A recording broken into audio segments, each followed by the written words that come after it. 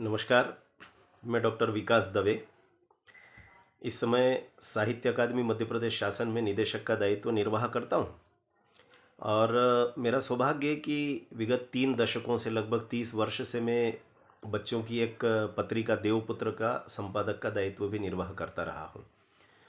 देवपुत्र पत्रिका के संपादन के साथ साथ चूँकि मैं विद्या भारती अखिल भारतीय शिक्षा संस्थान में भी कार्यकर्ता के रूप में कार्य करता रहा और इसलिए समानांतर रूप से बाल साहित्य, बाल पत्रकारिता, बाल मनोविज्ञान और इसके साथ बच्चों का शिक्षण, इन विषयों का अध्ययन करना मेरी रुचि का विषय रहा और अध्ययन करता भी रहा। इस मध्य कई वरिष्ठ कार्यकर्ताओं के संपर्क में भी आता रहा और उन वरेण्य विद्वानों को देखकर, सुनकर, उनके आचरण को देख करके और शिक्षा जगत में उनके अवदान को रेखांकित करते करते कुछ थोड़ी थोड़ी बातें मुझे भी समझ में आने लगी। मेरा सौभाग्य है कि श्रद्धेय कुलश्रेष्ठ जी की स्मृति में यह जो आज कार्यक्रम संपन्न हो रहा है व्याख्यान का, इसमें मुझे भी अपने विचार व्यक्त करने का अवसर प्राप्त हो रहा है। श्रद्धेय दादा लगातार जब तक रहे हम सबके बीच में बच्चों की शिक्षा को लेकर के, बच्चों के संस्कारों को लेकर के सदैव चिंतित रहा करते थे। मुझे याद है बहुत वर्ष पहले उन्होंने लगातार 2-3 वर्षों तक मुझे कथा कथन के लिए बुलाया था। मैं जब उनकी छटपटाहट देखता था तो मुझे बड़ा आश्चर्य लगता था। वो कहते थे कि हमारी पीढ़ी ने लगातार इस स्वतंत्रता की प्राप्ति के लिए संघर्ष किया, हमने अपने पुरखों को उस संघर्ष को करते हुए अपनी आंखों से देखा, इसलिए हमको इस स्वतंत्रता की कीमत पता है। लेकिन क्या नई पीढ़ी को मालूम है क्या कि क्रांतिकारियों ने कितने संघर्ष के बाद इस स्वतंत्रता की प्राप्ति की है। और इसलिए बच्चों को कथा कथन की शैली में क्रांतिकारियों की कहानियाँ सुनाना, इस हेतु वो लगातार मुझे बुलाते रहे। मैं आता रहा, इस बीच में उनके वक्तव्य भी सुनता था। विशेष करके शिक्षा जगत को लेकर के उनके मन में बड़ी पीड़ा रहा करती थी। वो लगातार इस बात का उल्लेख करते रहते थे कि शिक्षा इन दिनों जिस ढंग से व्यवसाय बनी है, उसके चलते ऐसा लगता है कि क्या सचमुच हम किसी राष्ट्र के लिए एक नई पीढ़ी तैयार कर रहे हैं क्या। मुझे लगता है कि श्रद्धेय दादा को श्रद्धांजलि देते हुए मैं अपने वक्तव्य का प्रारंभ भी वहीं से करना चाहता हूँ। मुझे कई बार इस बात को लेकर बड़ा आश्चर्य होता है कि भारत में शिक्षा यह किन का विषय है। शिक्षा के बारे में चिंतन करना, शिक्षा के बारे में सोचना, यह किन का विषय होना चाहिए। तो हमारे यहाँ एक बड़ी सामान्य सी एक वैचारिक रूप से सहमति बन गई समाज की कि जिनके बच्चे छोटे हैं और जिनके बच्चे विद्यालय में पढ़ रहे हैं, तो स्वाभाविक रूप से अभिभावक के रूप में उनको शिक्षा की चिंता करना चाहिए कि शिक्षा कैसी हो रही है, शिक्षा के माध्यम से प्राप्तियां क्या हो रही है, शिक्षा की गतिविधियां कैसी है। और इसलिए एक बड़ा आश्चर्यजनक परिदृश्य हम सब लोगों को दिखाई देता है। और वो परिदृश्य ये दिखाई देता है कि हम देखते हैं कि जब बच्चा बिल्कुल छोटी सी कक्षा से जब प्ले स्कूल में भर्ती कराया जाता है, फिर मॉन्टेसरी में जाता है या किंडरगार्टन के किसी विद्यालय में पढ़ता है, और जब केजी फर्स्ट, केजी सेकंड में होता है, तो हम देखते हैं कि अभिभावक उस समय शिक्षा की पद्धति को लेकर सबसे ज़्यादा चिंता करते पाए जाते हैं। उनका विषय नहीं है शिक्षा का चिंतन करना, लेकिन मेरी संतति पढ़ रही है इसलिए मुझे चिंता करना चाहिए। लेकिन हम सब लोगों को अभिभावक होने के नाते, माता पिता होने के नाते ये ध्यान में आता है कि हमारी ये चिंताएं क्रमशः कम होती चली जाती है। कैसे कम होती है? जब हमारा बच्चा 5वीं से 8वीं कक्षा में होता है, तब हमें ध्यान में आता है कि हम इन दिनों विद्यालय जाते नहीं, अपने बच्चे की पढ़ाई की उतनी चिंता करते नहीं, शिक्षकों से यह पूछने के लिए नहीं जाते कि आपने कोर्स क्यों पूरा नहीं करवाया, इकाइयाँ पूरी क्यों नहीं हुई, या उसकी कॉपी क्यों चेक नहीं की गई, परीक्षा में किसी विषय में उसको कम नंबर आए हैं तो वो कम नंबर क्यों आए हैं। ये पूछने की चिंता हमारी कम होती जाती है। और बच्चा जब 8वीं से 12वीं तक आता है, तब तो वो प्रतिशत बताते हैं कि लगभग 30% रह जाता है। 70% हम चिंता मुक्त हो चुके होते हैं। थोड़ा और आगे बढ़े, 12वीं के बाद जब बच्चा कॉलेज में पहुंचता है तो यह प्रतिशत हमारा 5 तक पहुंच जाता है। यानी हमारी चिंता का विषय ही नहीं रहता कि हमारा बच्चा किस विषय को पढ़ रहा है, उसकी इकाइयाँ पूरी हो रही है कि नहीं हो रही है, कॉलेज में कक्षाएं लग रही हैं कि नहीं लग रही हैं।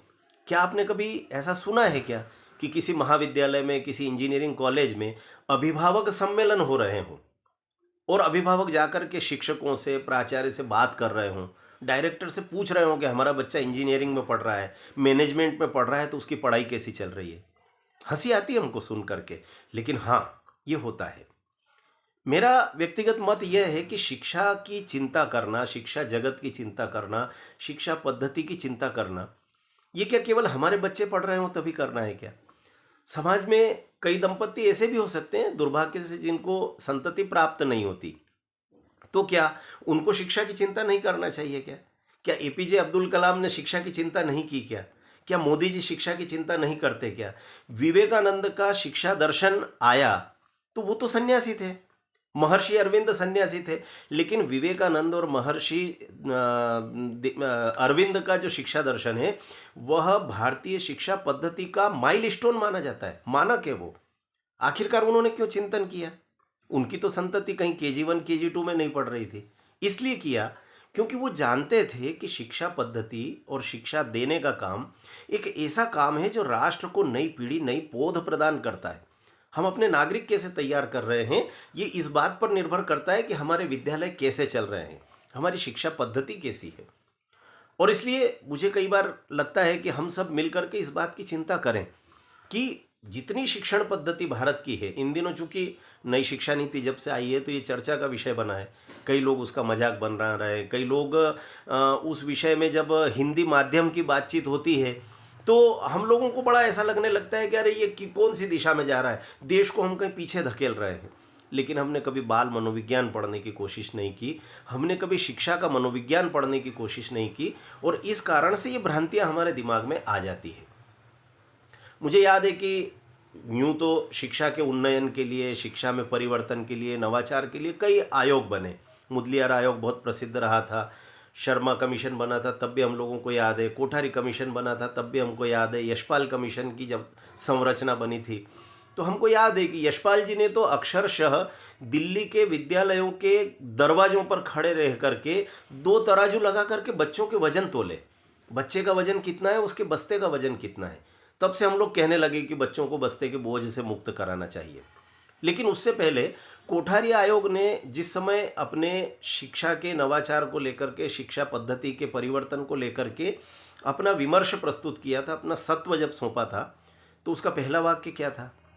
पहला वाक्य उन्होंने कहा था कि इस देश का भविष्य इस देश के विद्यालयों के कक्षा कक्ष में गढ़ा जा रहा है।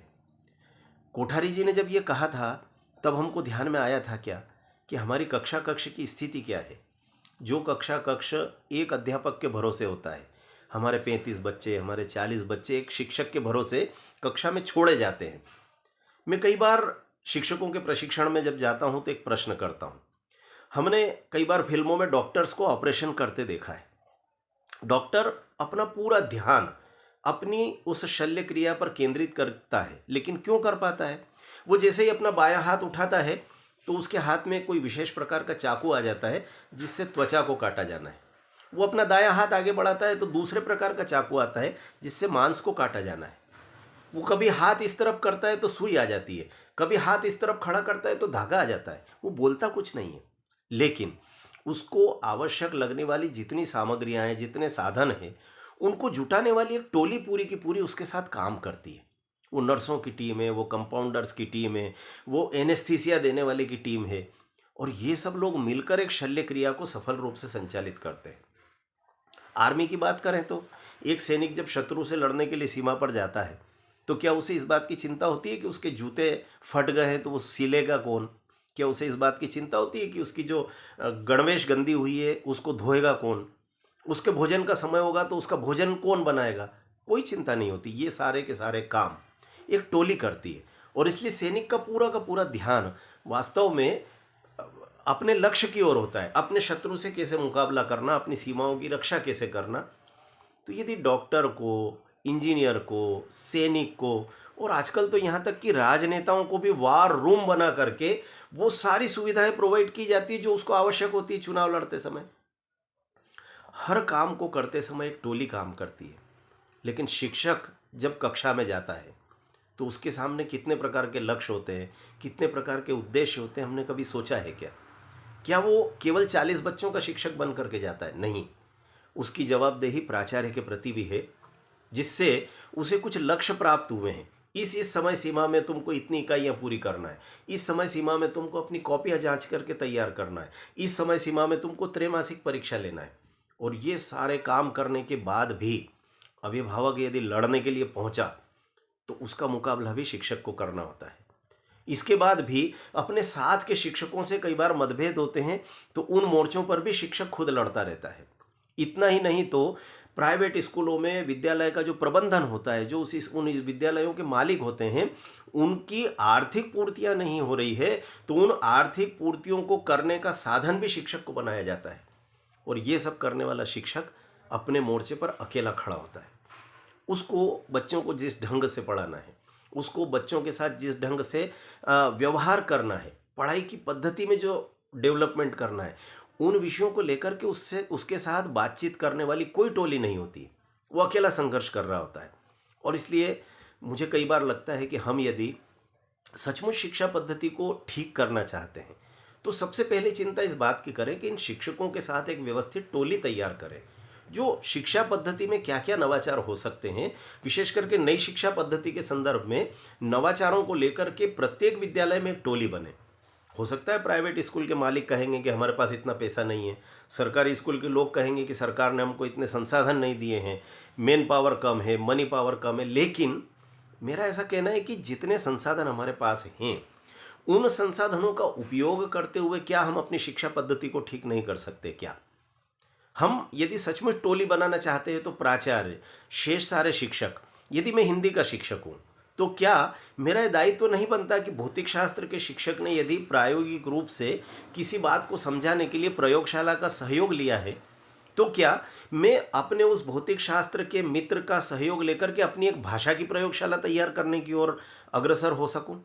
यदि मैं हिंदी में इस प्रकार के प्रयोग करता हूँ, यदि मैं विज्ञान का समावेश करता हूँ, यदि मैं अपने वर्ण, अपने स्वर व्यंजन की व्युत्पत्ति को लेकर के जब बातचीत करता हूँ, तो क्या मैं अपने बायोलॉजी के शिक्षक मित्र का सहयोग लेकर के अपने पूरे चेहरे के हिस्से का एक अच्छा सा कोई प्रदर्श मॉडल ला करके बच्चों को बता नहीं सकता क्या कि जीभ जब तालू पर स्पर्श करती है तो कौन से अक्षर बनते हैं, जब दांत पर स्पर्श करती है तो दंतव्य अक्षर कौन कौन से हैं, नासिका से कौन से अक्षरों की निर्मित होती है।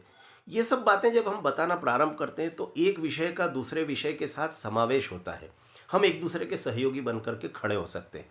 तो मेरा ऐसा निवेदन है कि एक तो ये टोली बनाने का हम काम करें। दूसरा, इन दिनों प्राइवेट स्कूलों में जिस प्रकार से लगातार हम देखते हैं कि पढ़ाई के अतिरिक्त अन्य सारी गतिविधियां, अन्य सारे प्रकार के उपक्रम इतनी बड़ी मात्रा में हो गए हैं कि कई बार हमको लगता है कि हम शिक्षा का उद्देश्य ही भूला बैठे हैं। मैं कई बार साहस से कहता हूँ कि हमारे पुरखों ने, ऋषि परंपरा से लोगों ने हमको ये बताया था कि शिक्षा का उद्देश्य क्या है। तो हमारे ऋषि परंपरा के पुरखों ने कहा, सा विद्या या विमुक्तये, विद्या या शिक्षा वो जो मुक्तता प्रदान करती है।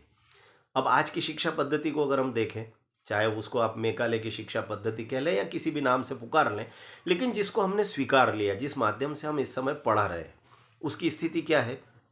यात्रा शुरू होती है रफ कॉपी फेयर कॉपी से, पीरियड लग रहे हैं, सारे विषयों के पीरियड हैं, एक एक विषय की कई कई कॉपियाँ, हिंदी की फेयर कॉपी बनी है तो शब्दार्थ की कॉपी है, व्याकरण की कॉपी है, अंग्रेजी के शब्दार्थ की कॉपी है, अंग्रेजी के व्याकरण की कॉपी है, फिर टेक्स्ट की कॉपी है, फिर उन विषयों की इतनी सारी किताबें हैं। उसके बाद फिर हम प्रोजेक्ट दे रहे हैं, हम सीसी बनवा रहे हैं, हम बच्चों की त्रैमासिक परीक्षाएं ले रहे हैं, हम मंथली टेस्ट ले रहे हैं, हम 6 मंथली ले रहे हैं, हम प्री बोर्ड ले रहे हैं, हम बोर्ड एग्ज़ाम ले रहे हैं, हम प्रैक्टिकल कर रहे हैं। इतने सारे मकड़ जाल में हमारा बच्चा और शिक्षक उलझे हुए हैं कि इस मकड़ जाल में वास्तव में शिक्षा का मूल उद्देश्य ही समाप्त हो जाता है। सा विद्या या विमुक्त, ये कहने की बात हो गई। जो मकड़ जाल में उलझा दे वो विद्या हो गई आजकल। और विद्या में भी हम लोगों के मन में एक बड़ी भ्रांति ये हो गई कि हमको ये लगता है कि जो सूचनाएं हम बच्चों को दे रहे हैं, कोर्स पूरा करवा रहे हैं, हमारी इकाइयाँ कंप्लीट होती जा रही है और हमको लग रहा है कि हम सफल हो रहे हैं। हमारा बच्चा 8वीं से 9वीं में चला गया, 9वीं से 10वीं में चला गया, 10वीं से 11वीं में चला गया। लेकिन यह सब करते हुए हमारा बच्चा जीवन मूल्यों के निकट आया क्या? कुलश्रेष्ठ जी जैसे कई पुराने लोग, जब पुरानी पीढ़ी के लोग बात करते थे तो कहते थे कि हम लोग तो नैतिक शिक्षा की किताबें हमारे पाठ्यक्रम में चलती थी, तब तो बस्ते का बोझ नहीं था। तब वो नैतिकता दरअसल बच्चों को इतना पुष्ट बनाती थी, इतना बलवान बनाती थी कि वो शेष सारे बोझ भी सहने में सक्षम हो जाते थे। लेकिन नई पीढ़ी को हमने इतना लुंज पुंज बना दिया, वो जीवन मूल्य भी नहीं सीख पा रही। किताबों के बोझ के नाम पर कम करना है तो क्या करना है, तो नैतिक शिक्षा की किताबें कम कर दी जाए। हमने दरअसल जो जीवन रेखा थी इस शिक्षा पद्धति की उसको ही सबसे पहले समाप्त कर दिया।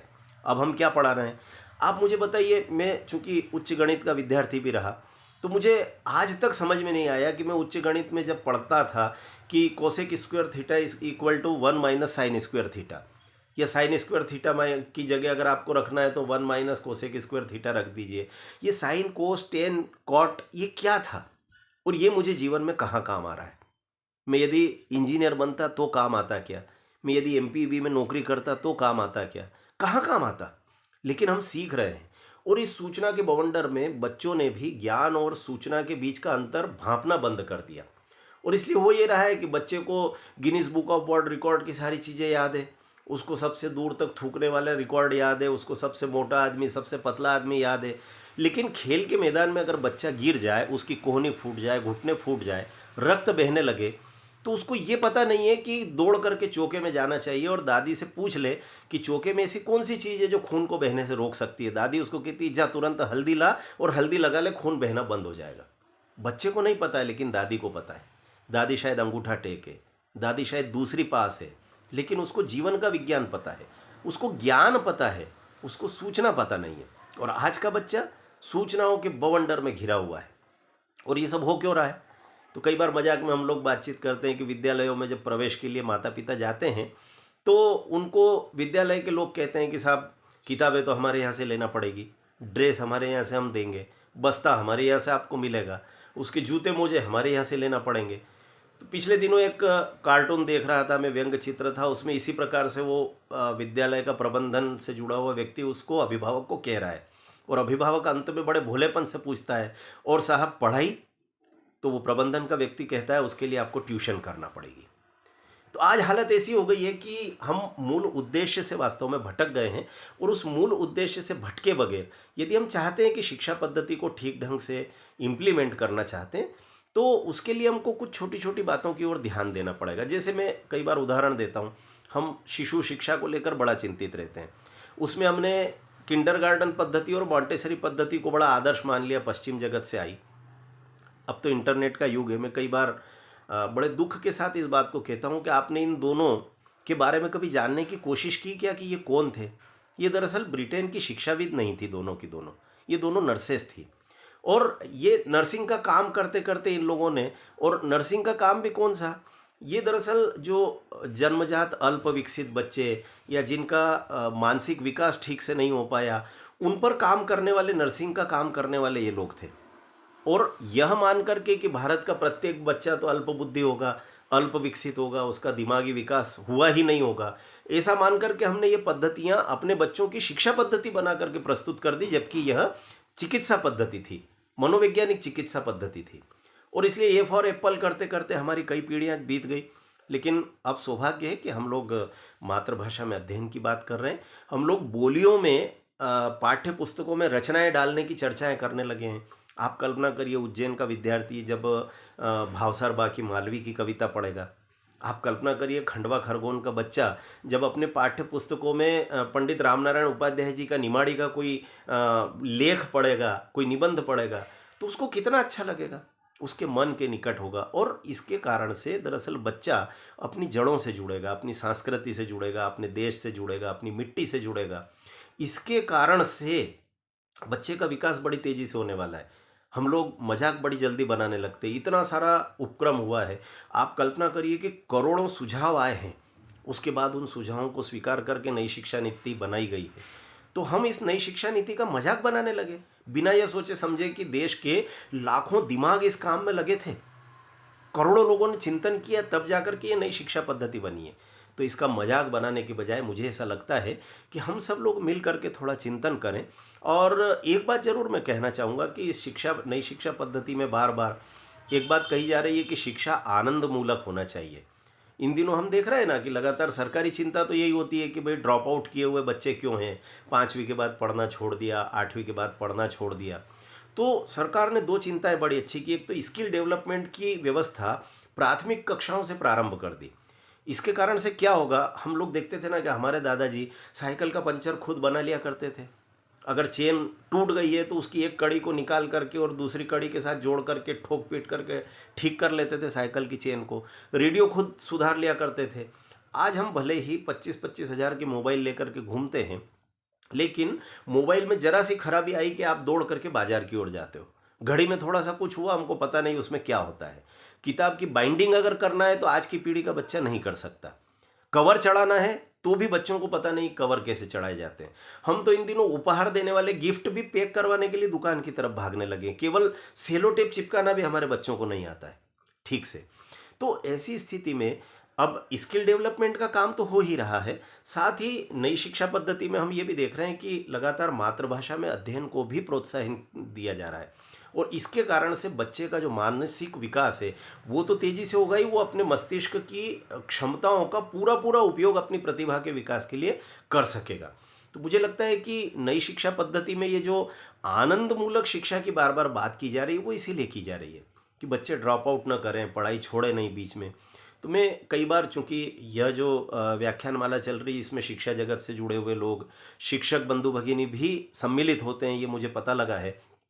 तो मैं आप सब लोगों को एक बड़ा मनोरंजक प्रसंग सुनाना चाहता हूँ कि आखिरकार आनंदमूलक शिक्षा का हेतु क्या है, इसका अर्थ क्या है और ये कैसे कारगर सिद्ध होती है।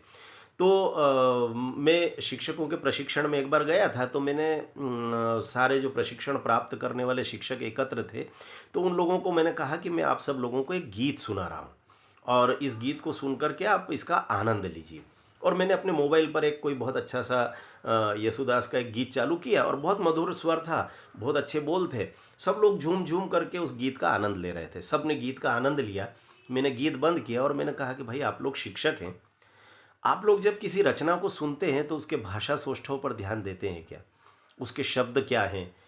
तो मैंने कहा कि अब मैं आप सबसे प्रश्न करूंगा और मेरे प्रश्नों के उत्तर देना है। अगर आप उत्तर नहीं दे पाए तो फिर आप शिक्षक किस बात के, आपका ज्ञान किस बात का।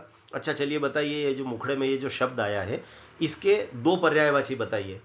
अच्छा ये नहीं आता है, चलिए आप खड़े होइए, आप बताइए कि ये जो पहला अंतरा है, इस पहले अंतरे में ये जो शब्द आया है इसका विलोम शब्द क्या होगा। ये जो दूसरा पद है, इस दूसरे पद में अगर मैं ये दो शब्द हटा देता हूं तो इस रिक्त स्थान पर कौन से दूसरे दो शब्द आ सकते हैं। एक के बाद एक मैं लगातार प्रश्न करता गया। सारे शिक्षक तनाव में आ गए। मैंने कहा भाई आप लोग शिक्षक हो कि नहीं, मुझे संशय हो रहा है। आप लोग ध्यान से क्यों नहीं सुनते गीत को। मैं दोबारा एक गीत बजा रहा हूं और मैं जो प्रश्न करूंगा उसका उत्तर आप सबको देना है। और मैंने लता जी का एक दूसरा कोई बड़ा अच्छा मधुर सा गीत प्रारंभ किया माइक पर, मोबाइल पर, और सब लोग सुनने लगे। सबकी रीढ़ की हड्डी सीधी, सब अलर्ट थे, एक एक शब्द पर ध्यान दे रहे थे। कौन से शब्द का पर्यायवाची पूछा जा सकता है, किसका विलोम पूछा जा सकता है, कौन से रिक्त स्थान की पूर्ति पूछी जा सकती है। ये सब अलर्ट रह करके उन्होंने पूरा गाना सुना। मैंने गीत बंद किया और केवल एक प्रश्न किया, आनंद आया क्या। दरअसल ये जो आनंद है ना, ये शिक्षा का अनिवार्य भाग है। आप जब पर्यायवाची, विलोम, रिक्त स्थान की पूर्ति, प्रश्नों के उत्तर देना, इसमें उलझ जाते हैं तो शिक्षा का आनंद खो देते हैं। और यदि सचमुच आप शिक्षा का आनंद प्राप्त करना चाहते हैं तो मुझे लगता है कि शिक्षा की पद्धति को आनंदमूलक बनाना ही पड़ेगा। एक और जो बड़ा अभिशाप भारतीय शिक्षा पद्धति को मिला है वो ये मिला कि हमने अपनी मूल शिक्षा पद्धति का एक मूलभूत गुण खो दिया है। और वो गुण कौन सा खोया है। आप कई बार पौराणिक आख्यान सुनते होंगे तो आपको ध्यान में आता होगा कि उन पौराणिक आख्यानों में शिष्य प्रश्न कर रहे हैं और गुरु उनके उत्तर दे रहे हैं। आप पूरे पौराणिक आख्यान उठा करके देख लीजिए। सूत जी उवाच, व्यास जी उवाच, शौनकादिक ऋषि बैठे हुए हैं, सब दूर क्या हो रहा है, कोई एक प्रश्न किया जा रहा है। कोई नारद जी से प्रश्न कर रहे हैं, कोई सूत जी से कर रहे हैं, कोई व्यास जी से कर रहे हैं, लेकिन शिष्य प्रश्न कर रहे हैं और गुरु उत्तर दे रहे हैं। और ये प्रक्रिया आपको चाणक्य के युग तक दिखाई देती है। आपको मगध साम्राज्य के गुरुकुल आप देखेंगे, चाहे टीवी सीरियल में देखें, फिल्मों में देखें, पुस्तकों में पढ़ें, हर जगह शिष्य प्रश्न कर रहा है, उत्तर गुरु दे रहा है। आज की शिक्षा पद्धति की जरा कल्पना करके देखिए। अध्यापक ने डीएलएड किया है, बीएड किया है, एमएड किया है, एजुकेशन में पीएचडी किया है, और वह दुनिया भर का विद्वान व्यक्ति जब कक्षा में जाता है सबसे पहले क्या सोचता है, मैं प्रश्न करने का अधिकारी हूँ। वो तुरंत, सुरेश तुम खड़े हो, इस प्रश्न का उत्तर दो, रमेश तुम खड़े हो, तुम इस प्रश्न का उत्तर दो। प्रश्न अध्यापक कर रहा है, उत्तर विद्यार्थी दे रहे हैं। और अगर उत्तर दुर्भाग्य से नहीं आता है तो तुम टेबल पर खड़े हो जाओ, तुम कक्षा के बाहर चले जाओ, दीवार की तरफ मुंह करके खड़े हो जाओ। ये दरअसल इस शिक्षा पद्धति का सबसे बड़ा दुर्भाग्य भी है और विभीषिका भी है। मित्रों, बातें बहुत सारी हो सकती हैं, लेकिन मैं यही कहना चाहता हूँ कि हम सब बच्चों की शिक्षा पर जब बात करें तो इस तरह के व्याख्यान, इस तरह की व्याख्यान मालाएँ जब होती है तो इनमें से जो विचार प्राप्त होते हैं उन विचारों का एक बैंक प्रत्येक विद्यालय तैयार कर सकता है क्या? क्या क्या नवाचार हो सकते हैं? आप अभिभावक सम्मेलन होते हैं, अभिभावकों से पूछिए। बच्चों से जब बातचीत करते हैं, बच्चों से पूछिए। आप जब शिक्षकों का प्रशिक्षण होता है, शिक्षकों से पूछिए। प्राचार्यों के सम्मेलन होते हैं, उन सब से पूछिए। शिक्षाविदों का मार्गदर्शन प्राप्त होता है, उनसे बात करते हुए नोट करिए। और जितने प्रकार के नवाचार हो सकते हैं, इन नवाचारों का एक विचार बैंक हर स्कूल में होना चाहिए। मेरा ऐसा मानना है कि फीस तो आती रहेगी, अभिभावक देंगे ही। विद्यालय के प्रबंधन की तिजोरियों में ये जो भारतीय मुद्राएं, ये तो बड़ी मात्रा में आती रहेगी, लेकिन अगर इस प्रकार के विचार बैंक में विचारों की समृद्धता हमारी तिजोरी में नहीं हुई तो हम केवल एक किराने की दुकान, एक कपड़े की दुकान या एक किसी शोरूम की तरह अपने स्कूल को चलाने वाले हैं। वो विद्या का मंदिर शायद न रहे, और इसलिए अपने विद्यालय को विद्या का मंदिर अगर हम बनाना चाहते हैं तो बड़ी छोटी छोटी बातों पर ध्यान देना पड़ेगा। ऐसे विचार बैंक तैयार करना पड़ेंगे, इन सबको मूर्त रूप देना पड़ेगा। विचारों को नवाचार करने के लिए शिक्षक समुदाय को मानसिक रूप से तैयार होना पड़ेगा। अभिभावक, विद्यालय का प्रबंधन और शिक्षक, इस तिपाई पर एक अमृत कलश रखा है जिसका नाम है विद्यार्थी। इस विद्यार्थी के हृदय में जीवन मूल्य रूपी शीतल जल अगर आप भरा रखना चाहते हैं, आप चाहते हैं कि इस देश को एक अच्छा नागरिक मिले, एक श्रेष्ठ नागरिक मिले, ऐसा संवेदनशील बच्चा मिले जो न केवल अड़ोस पड़ोस के प्रति, अपने माता पिता के प्रति, अपने भाई बहन के प्रति, अपने परिवार के प्रति, बल्कि समाज और देश के प्रति भी जवाबदेही अनुभव करे। तो ऐसे संवेदनशील नागरिक तैयार करने के लिए एक अच्छी शिक्षा पद्धति इन दिनों हम सबके समक्ष उपस्थित हो गई है, जिसे हम NEP 2020 भी कह रहे हैं, नई शिक्षा नीति, राष्ट्रीय शिक्षा नीति 2020 कह रहे हैं। इस शिक्षा नीति में जो परिवर्तन आए हैं उन परिवर्तनों को अनुभव करते हुए हम सब लगातार प्रयास करते रहेंगे तो एक अच्छी पीढ़ी भी तैयार होगी। और हमारे जो पुरखे, जिनकी स्मृति में हम ये सब उपक्रम, व्याख्यान मालाओं का संजो रहे हैं, मुझे लगता है कि उनकी आत्मा को भी शांति मिलेगी। मैं उनकी पुण्य स्मृति को प्रणाम करते हुए अपनी बात को समाप्त कर रहा हूँ। नमस्कार।